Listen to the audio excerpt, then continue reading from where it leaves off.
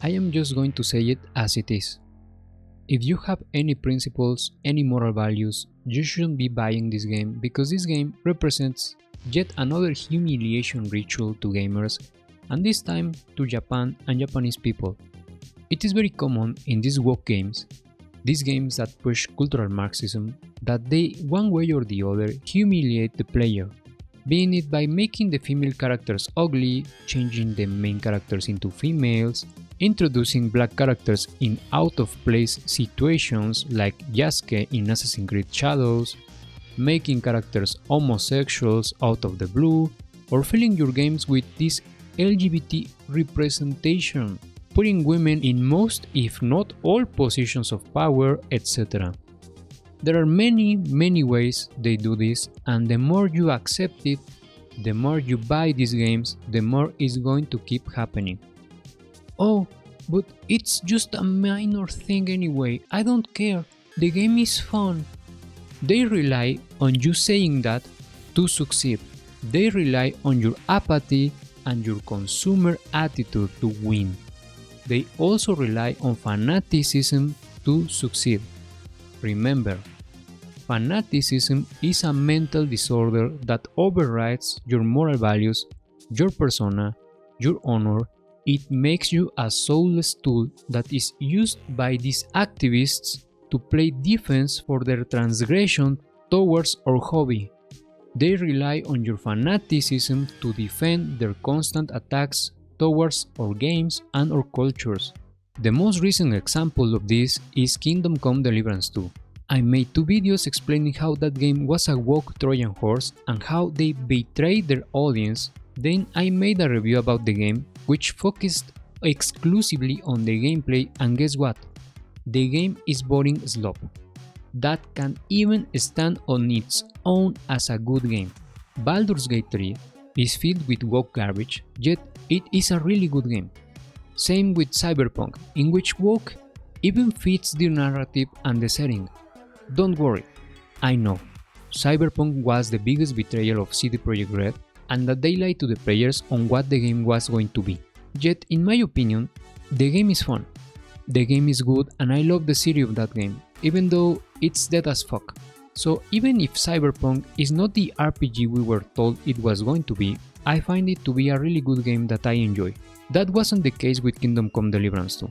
It's boring and it's slop. But not only that, the game is a white humiliation ritual.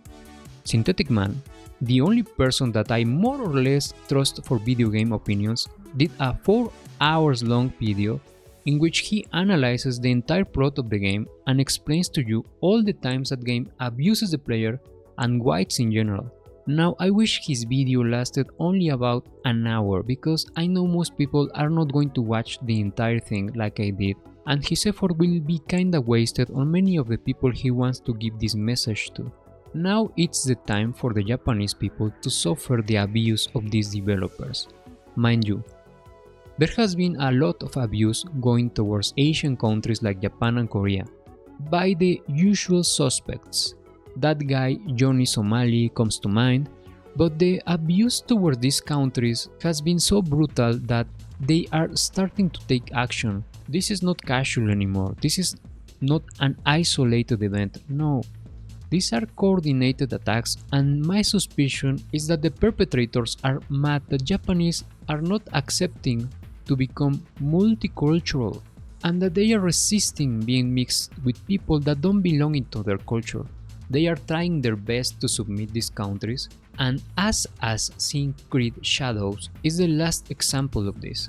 How else will you explain that in this game you were able to go in and destroy sacred sites or desecrate shrines and structures that are supposed to be protected?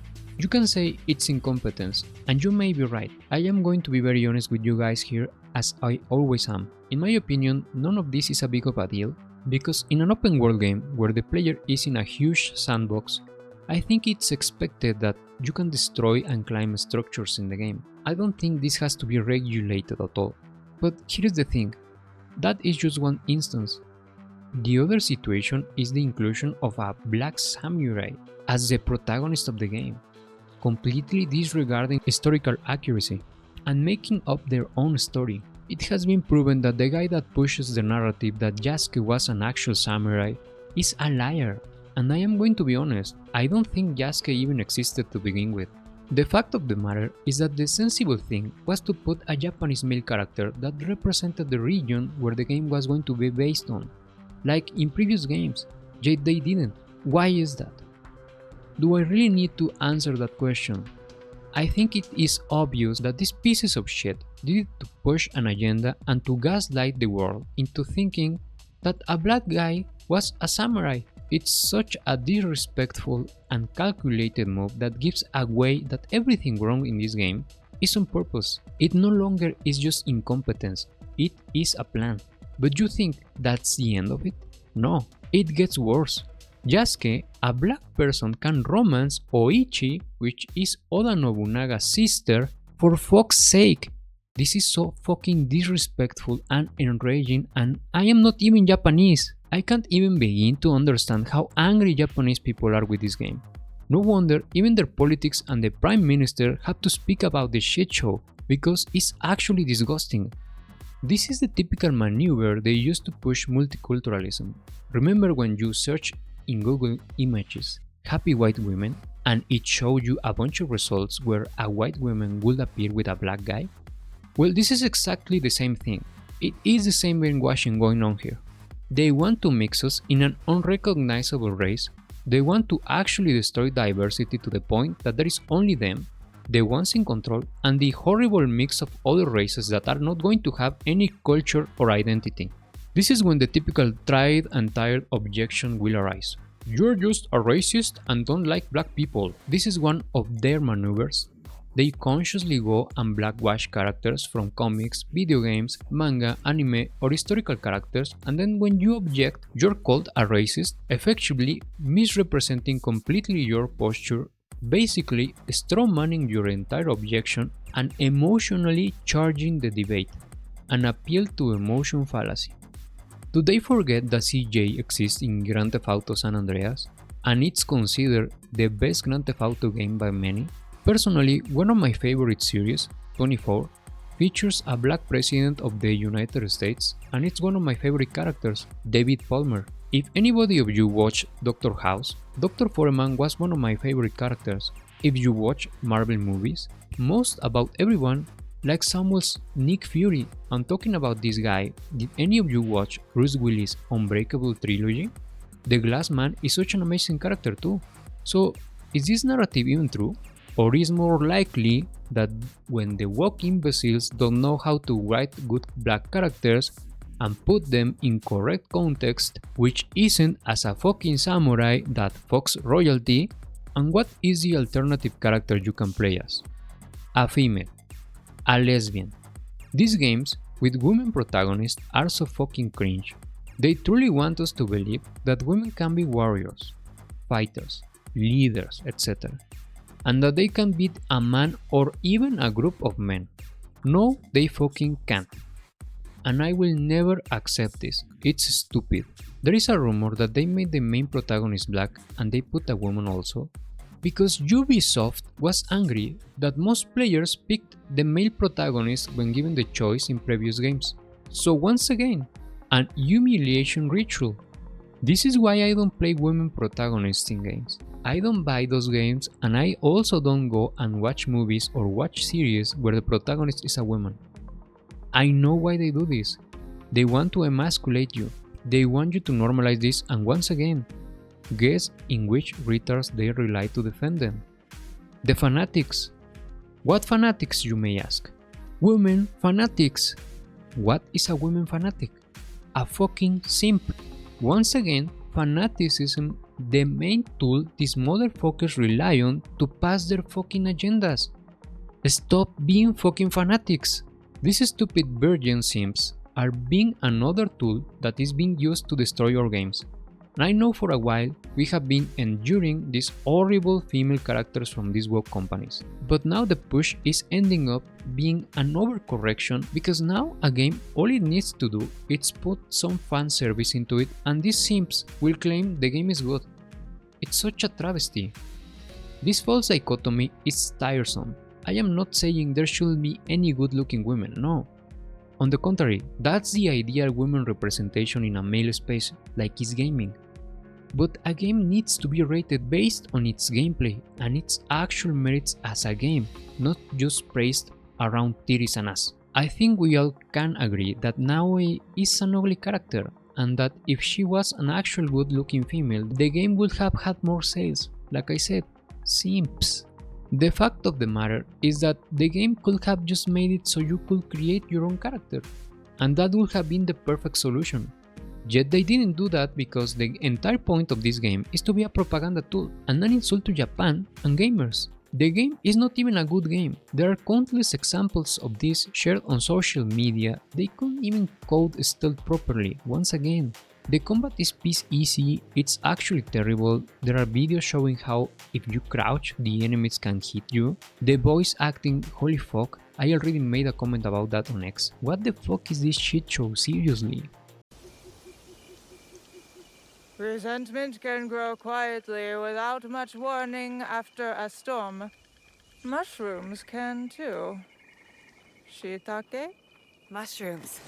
The smell of dirt, grass, and rain. Whatever you look into this game is a fucking disaster.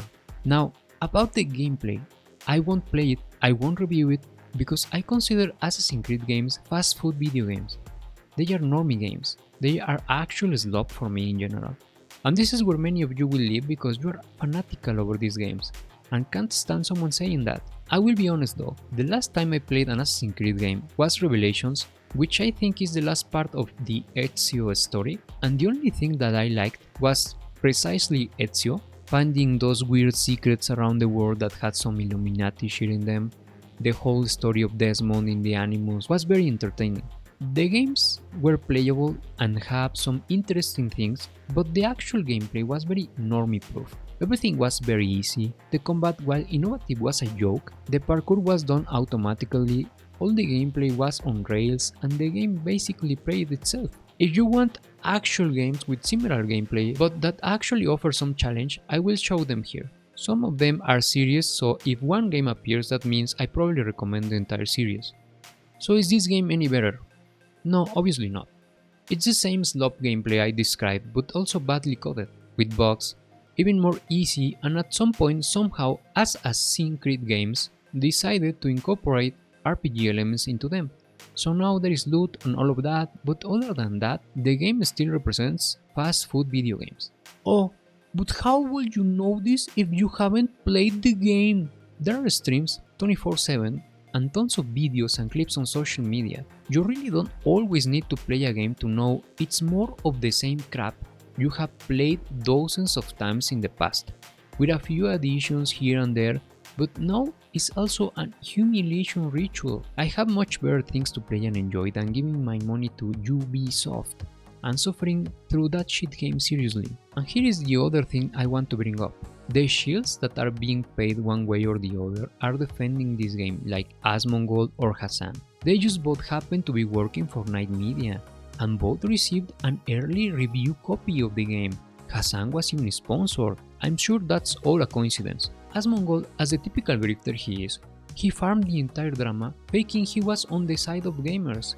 And then when he gets to play the game, he says it's fine, and doesn't even talk about any of the clear signs that this game is an humiliation ritual. No, he lets it slide because he's a grifter that will always prioritize making money. These manipulators, these influencers, gain your trust by saying some truths, and then they push a lie or some gaslighting here and there. A person that wants to manipulate you will seek to gain your trust. They will not outright lie to you. Don't be fucking stupid. And then, once they gain your trust, they will push their real agenda. These people know how to do this and how to manipulate the masses. Stop trusting these influencers. Stop being a fucking fanatic. That is the crux of the fucking problem. It is that you're not a fucking individual with a developed critical thinking skill, and you're easy to take advantage of. The more you keep being a tool like this. Remember how Angry Joe gave Kingdom Come Deliverance 2 a 10 out of 10? Remember how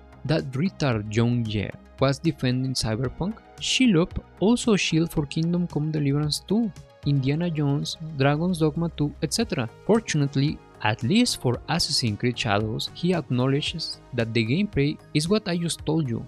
The same slop you have been served for years. You know what he didn't mention? That the game has a battle pass, a premium currency, pay-to-win armor sets, FOMO, and even an option to rebuild the map.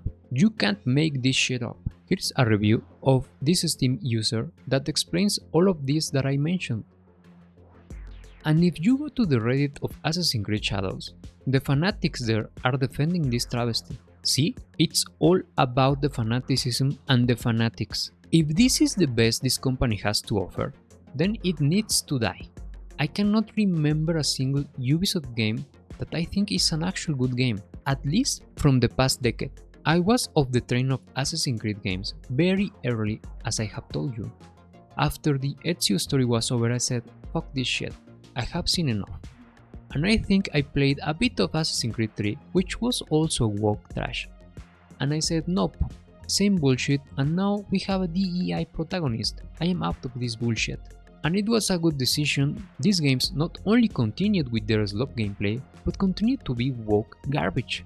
And now we have a straight up humiliation ritual made for Japanese people primarily and gamers, specifically white males. And what I have heard of the next Assassin's Creed game seems so cringe and so stupid. Seriously, get women out of gaming development. Here is an Endymion post on X that explains a little bit of these rumors about the new Assassin's Creed game that is going to be released who knows when. And the part that I like the most about this post is this part. The entire main cast is almost all women as well. There are lots of lesbian characters, non-binary, etc. Main character is Jess, named Elsa. She cannot be gender swapped and she is the sole playable character. Holy shit, this is another fucking fail. They are adamant in destroying their fucking company. They are ruining our games. They are ruining the industry. It's a joke. Stupid simps. Women fanatics are enabling the destruction of gaming. It seems Ubisoft is adamant in destroying itself, and honestly I hope they succeed. Remember, slay Ubisoft. Reclaim gaming.